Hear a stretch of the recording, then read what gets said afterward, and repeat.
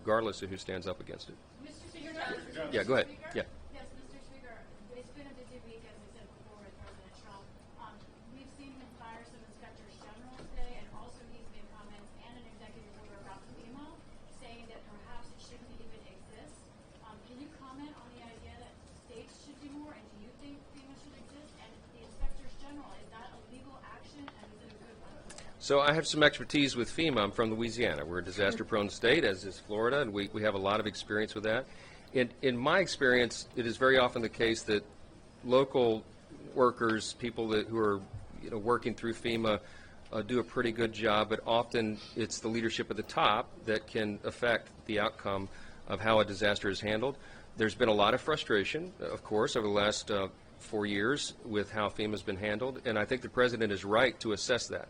I think we are entering a new era of government, and that is when the President says he wants to make the government more efficient and effective, and we say we want to limit the size and scope of government, it means that everything is on the table for reevaluation. This is a new moment for us to reevaluate everything that the federal government does, and FEMA is in the crosshairs, pardon the expression, because they're in the microscope, because these disasters are front and center for the country to review.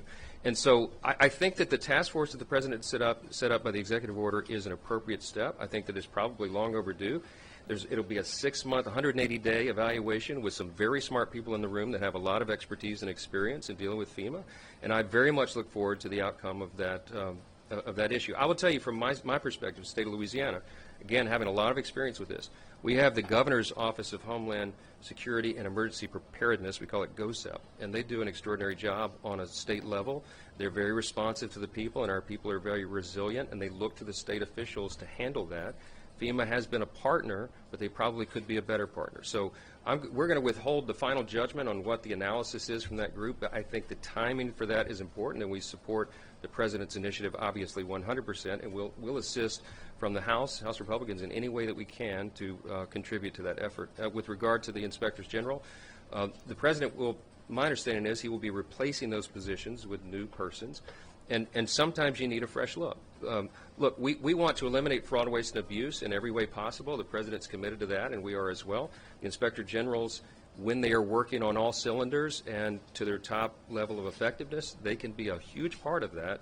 I think the President appreciates that, but sometimes you have to begin a new page and start with a fresh start, and I think maybe some new eyes, new voices will be appropriate at this time.